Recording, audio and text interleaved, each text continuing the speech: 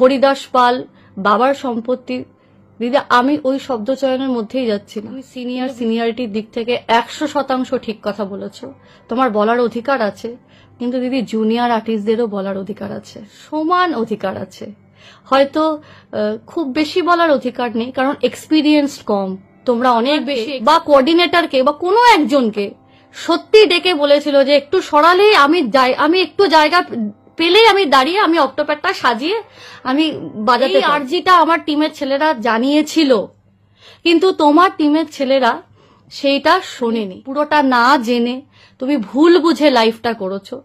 আমি ছোট হয়ে আমি আমার ভাগেরটা এবং সত্যিটা বলছি। তোমার মিউজিশিয়ানসরাও আমার মিউজিশিয়ানসকে অপমান করেছে, আমি কিন্তু সেটা নিয়ে লাইভ করিনি। খারাপ আচরণ আমি এবং আমার টিমের ছেলেরা করতে পারে না, খুব অহংকার করে। যে কারণে আজকে ভিডিওটা করা, সেই কারণটা আমার কেরিয়ারে, আমার এইটুকু কেরিয়ার জীবনে 8 বছর হয়েছে। আমি 2016-17 থেকে এই প্রফেশনে, গান বাজনার প্রফেশনে আছি, প্রফেশনাল গান বাজনার প্রফেশনে আছি। তো আমার এই ভিডিওটা যে আমাকে এত তাড়াতাড়ি করতে হবে বুঝতে পারিনি। যাই হোক, ভিডিওটার বিষয়বস্তু হচ্ছে যে কালকে অর্থাৎ 1 নভেম্বর 2025 বিজয়গড় উদয়চক্র ক্লাবের একটি অনুষ্ঠান ছিল। সেই অনুষ্ঠানে আমি ছিলাম এবং আমার পরে যোজদি ছিল। মানে যোজদি বলতে আমাদের আলাদা করে কেন পরিচয়, কোনো পরিচয় লাগে না।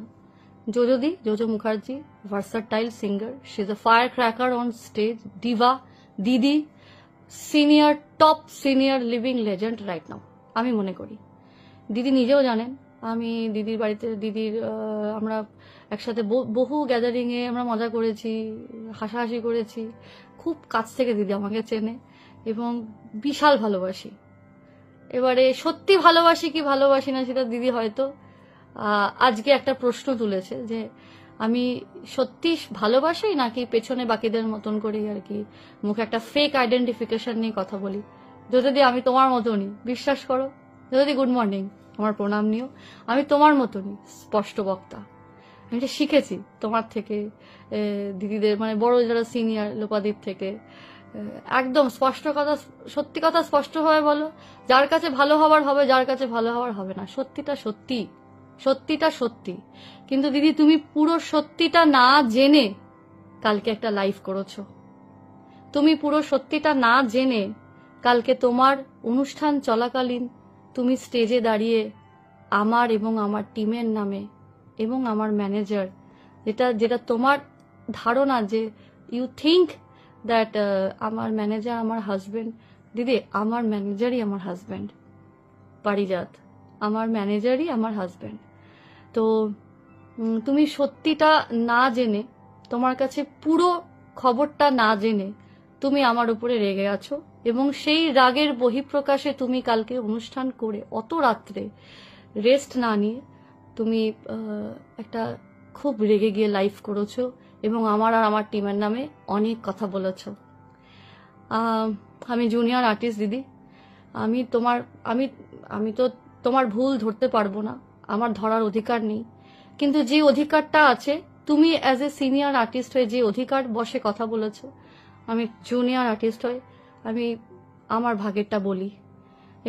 এবারে তুমি, কারণ কি বলতো, দিনকাল খারাপ, তুমি তোমারটা বলেছো, এবার লোকে তোমারটা জেনেই আমার তো একদম মানে আমার তো পোস্টমর্টম করবে সবাই মিলে, সেটা তো হয় না, তাই না? যদি পোস্টমর্টম জনতা করতেই চায় তাহলে দুতরফাই শুরুক। আমি এটার জন্যই আজকে ভিডিওটা করা। তুমি আমাকে আনপ্রফেশনাল বলেছো, তুমি আমাকে আমার স্টেজটা কারোর বাবার সম্পত্তি নেওয়া বলেছো, হরিদাস পাল, সব অনেক কিছু তুমি বিশেষণ ব্যবহার করেছো, সেটা আমি বলছি না। কিন্তু দিদি প্রফেশনালিজমটা এখনো আমি শিখছি, আমার তোমাদের থেকেই শেখা। বিশ্বাস করো আজ অবধিও প্রফেশনালিজমের প্রথম যে পয়েন্ট সেটা হচ্ছে টাইম ম্যানেজমেন্ট, যেটা আমি এবং আমার টিমের ছেলেরা করে। যেটা নিয়ে অশান্তিটা হয়েছে সেটা হচ্ছে কালকে উদয়চক্র ক্লাবের অনুষ্ঠানে আমি যেহেতু আগে গান গাইবো, আমার মিউজিশিয়ানসরা সাউন্ড চেক পরে করবে, যেহেতু যদি পরে গান করবেন, যদির মিউজিশিয়ানসরা আগে সাউন্ড চেক করবে। এটাই নিয়ম এখন, যেটা দিদি নিজেও লাইভে বলেছে, আবারও আমি বলছি, এটাই নিয়মটা সত্যি, তাই আমরা দুজনেই সেম কথা বলছি। কিন্তু যেটা যেটা ভুল হচ্ছে সেটা হচ্ছে যে যোজদির টিমের মিউজিশিয়ানসদের একটা নির্ধারিত সময় দেওয়া হয়েছিল সাউন্ড চেক করতে আসার, তারা সেই সময় মেনটেন না করে সাউন্ড চেক করতে আসতে পারেনি, আসেনি। আমার টিমের সাউন্ড ইঞ্জিনিয়ার চলে গেছিল, লাইট ইঞ্জিনিয়ার চলে গেছিল, আমার টিমের ছেলেরা যারা আর কি কোঅর্ডিনেট করে তারাই চলে গেছিল, এবং মিউজিশিয়ানসরাও ঠিক টাইমে, যেটা হচ্ছে 4:30 বিকেল চলে গেছিল। যোজদির টিমের সাউন্ড চেকের টাইম ছিল 3:30 থেকে 5:30। দিদির টিমের ছেলেরা ঢুকেইছে 4:30 সময়। এটা প্রথম point. Second point, sound check করতে সময় লাগে। আমি এর আগেও ভিডিওতে বলেছি 2 মিনিটে সাউন্ড চেক হয় না। আমি খুব বড় বড় কথা বলেছি যে সাউন্ড চেক করতে সময় লাগে। আমি কখনোই বলতে পারি না, আমি এবং আমার টিমের ছেলেরা বলতে পারে না যে তাড়াতাড়ি করো, দেরি করে এসছো তো কি হয়েছে, তার এই উদ্ধত আচরণ আমার টিমের ছেলেরা করে না, তারা সত্যি করে না।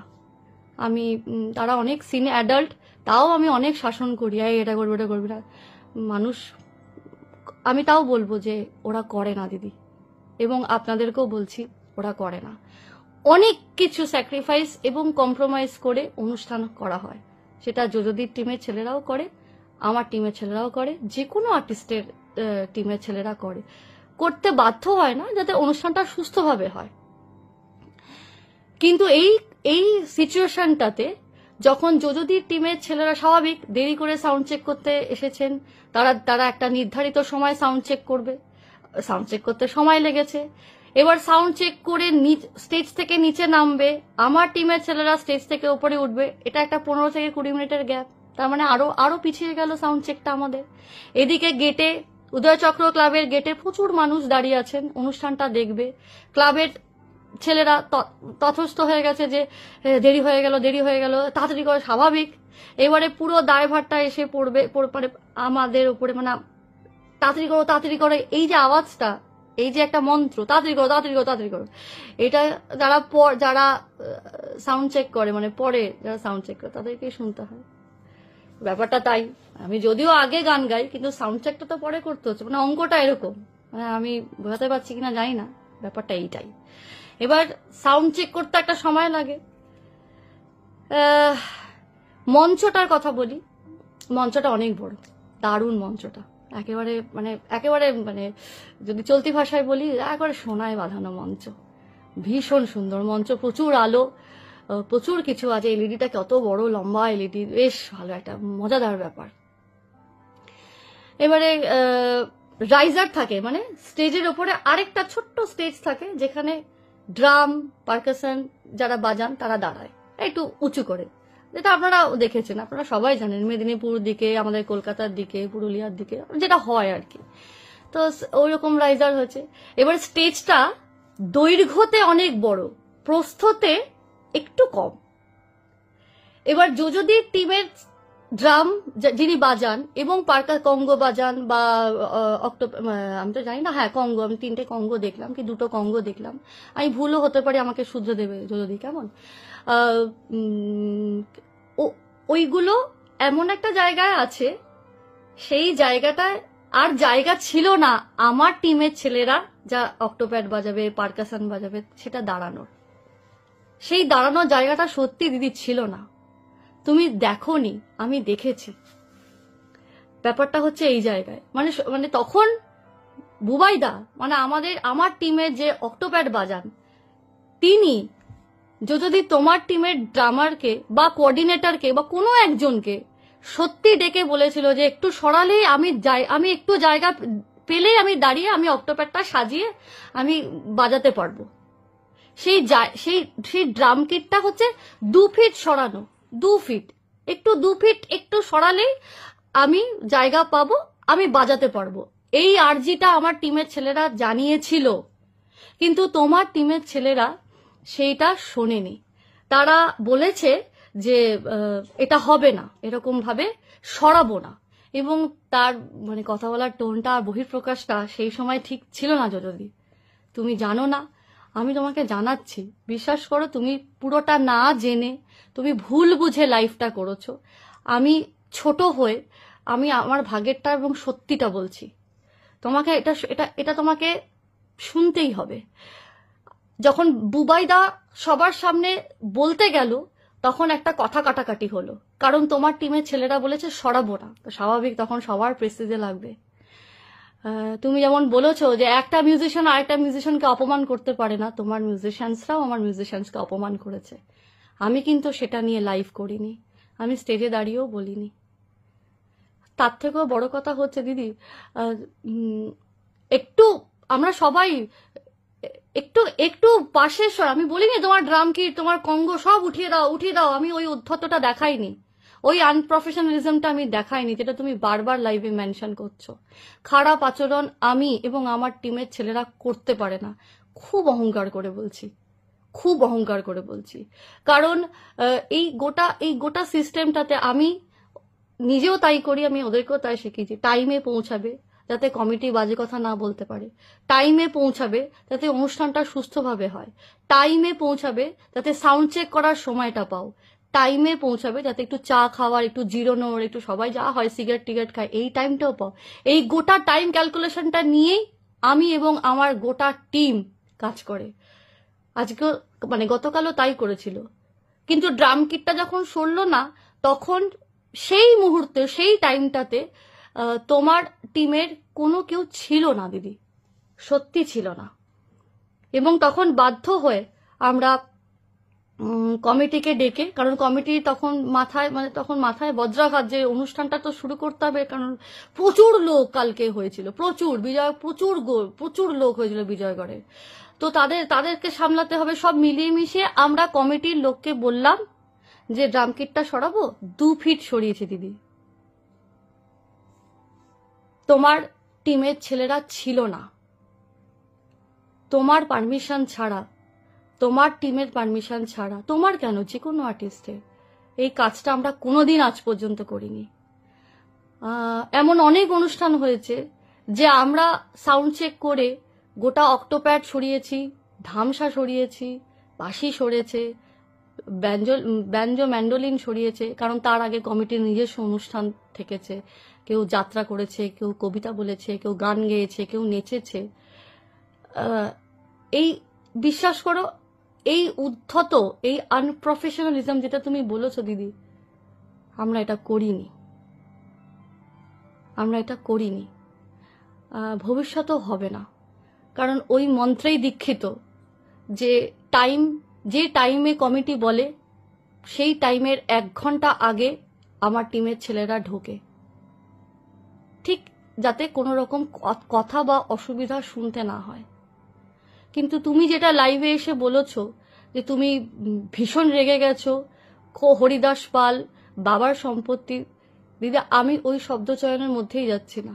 কিন্তু বিশ্বাস করো, তোমার যদি এতটাই রাগ, তোমার যদি এতটাই খারাপ লেগে থাকতো, তুমি আমাকে একটা বার ফোন করে ধমক দিতে পারতে।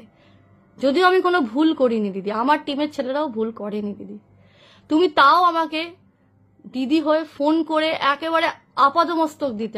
আমি কিছু না করেও মাথা পেতে নিতাম, কারণ আমি তোমাকে দুর্দান্ত ভালোবাসি, দারুণ ভালোবাসি। আমি গান বাজনার I swear to my profession, আমি হাঁ করে গিলেছি তোমার পারফরমেন্স। আমি তোমাকে খারাপ কথা বলবো, তোমার টিমের ছেলেদেরকে উদ্ধত আচরণ দেখাবো, এটা হতে পারে না। আমি আমার ভাগের সত্যিটা বললাম, এটাই সত্যি, এটাই অনিন্দ সুন্দর সত্যি। তুমি বিশ্বাস করবে না আমি জানি, কারণ তুমি এতটাই রেগে আছো, আমি জানি তুমি বিশ্বাস করবে না, কিন্তু আমি তো আমারটাই বলবো।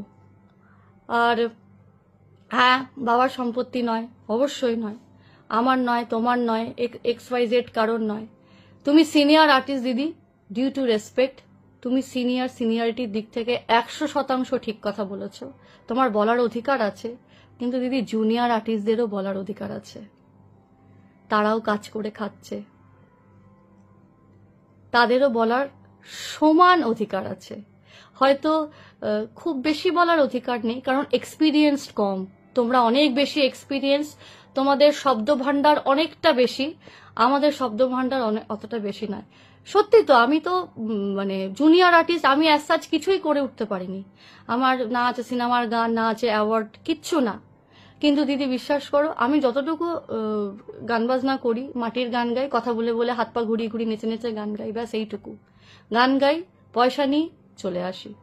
কিন্তু কোনো আর্টিস্টকে বা কোনো টিমের ছেলেদেরকে অপমান করব, সেটা তুমিও জানো, তোমার টিমের ছেলেরাও জানে।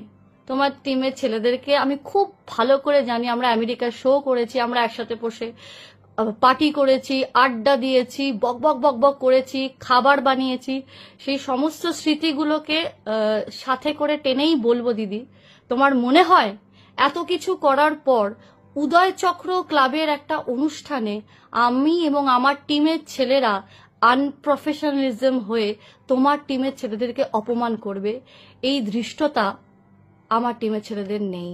আমি দায়িত্ব নিয়ে আজকে তোমাকে ভিডিওতে বললাম। যদি তুমি আনপ্রফেশনাল, তোমার খারাপ লেগেছে এরকম, মানে অনেক যেটা তুমি বলেছো আর কি, সবাই তোমার লাইফটা দেখবে আমি জানি। আমি যখন অনুষ্ঠান করছিলাম তখন তোমার রুডি, আমি গান গাইছি, তার একটা ব্যাগ স্টেজের ওপর রাখা ছিল, আমার টিমের ছেলেরা এবং আমি নিজে বললাম যে গানটা শেষ, মানে ইশারা করে আর কি, গান গাইতে গাইতে এরকম করে যে গানটা শেষ হোক, তারপরে তুমি ক্রস করে জিনিসটা নিও। সে শোনেনি, সে ধাক্কা টাক্কা মেরে একেবারে মানে গম্ভীর হয়ে চোখ টোক কুচকে গট গট গট গট করে গেল, গট গট করে। এইটাকে আনপ্রফেশনালিজম বলে না, এটাকে উদ্ধত আচরণ বলে না দিদি। আমি কিন্তু এটা নিয়ে কোনোদিন, আমি এটা নিয়ে মানে কিছুই বলিনি তোমাকে। তোমার যে কারণে খারাপ লেগেছে, যদিও সেই কারণটার মানে মিথ্যে কারণ, পুরো তুমি সত্যিটা জানো না, আমি তাও মানে মাথা পেতে মেনে নিতাম। কিন্তু আনপ্রফেশনাল, বাবার সম্পত্তি না, কোন হরিদাস পাল নই না আমি, এই শব্দগুলো দিদি আমি কি সত্যি ডিজার্ভ করি? আমি এতটা উদ্ধত নই দিদি, তুমি খুব ভালো করে চেনো আমাকে। তা সত্ত্বেও কিছু না করেও, যেহেতু জুনিয়র, কথায় বলে যে ছোটরাই মাথা নিচু করে, কিন্তু দিদি সবসময় মাথা নিচু করলে তো একটু মুশকিল। তাও আমি ছোট, আমি অনেক ছোট দিদি, আমি তোমাকে খুব ভালোবেসেই বলছি, তুমি কিন্তু পুরোটা না জেনে ভুল বুঝেছ। তুমি আমাকে যদি ফোনে একবারও বলতে, আমি তোমাকে ভয়েস মেসেজও করেছি, তুমি দেখো, তুমি জানো যে আমি তুমি যখন তোমার যখন খারাপ লেগেছে, আমি সঙ্গে সঙ্গে স্টেজ থেকে নেমে এসে তোমাকে বলেছি। কিন্তু তুমি হয়তো ভয়েস মেসেজটা শোনোনি, তুমি অনুষ্ঠান চলাকালীন বলেছো, ঠিক আছে রাগ হতেই পারে, তুমি বাড়িতে এসে লাইভ করেছো সোশ্যাল মিডিয়াতে, আমিও সোশ্যাল মিডিয়াতে বলতে বাধ্য হলাম দিদি, তুমি পুরোটা না জেনে আমাকে বকাবকি করেছো। আমি জুনিয়র হতে পারি দিদি, কিন্তু আমি এতটা উশৃঙ্খল নই যতটা তুমি লাইভে বলে ফেলেছ। আমি তোমাকে খুব সম্মান করেই বলছি দিদি, আমি এটা ডিজার্ভ করি না। আমি যাই হয়ে যাক না কেন, শান্তিনিকেতন থেকে পড়াশোনা করেছি, তুমি খুব পার্সোনালি আমাকে চেনো এবং আমার টিমের ছেলেদেরকেও তুমি চেনো, আমি এটা ডিজার্ভ করি না। ভালো থেকো, আপনারাও ভালো থাকবেন। কি করব বলুন, জুনিয়র আর্টিস্ট তো, আমি আমার ভাগের সত্যতাটা বললাম, দিদির সত্যতা বলেছে, এবার বাকি জাজমেন্টরা শ্রোতা, আপনারা বুঝে নেবেন। হরে কৃষ্ণ।